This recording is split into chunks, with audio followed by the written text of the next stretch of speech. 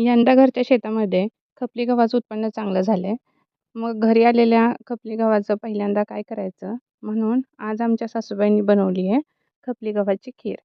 त्यालाच आम्ही लापशी असं पण म्हणतो.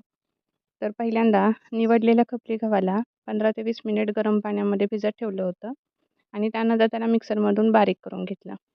नंतर कुकरमध्ये ओल्या नारळाच्या कापासोबत अ, तो बारीक केलेला गहू आहे तो शिजवून घेतला आणि त्यानंतर पातेल्यामध्ये पाणी गरम करायला ठेवलं. त्या पाण्यामध्ये गूळ विरघळत टाकला होता आणि त्याच्यासोबतच वेलची पूड, जायफळ आणि ओल्या नारळाचे बारीक केलेले पेस्ट आहे ती पण शिजवून घेतली.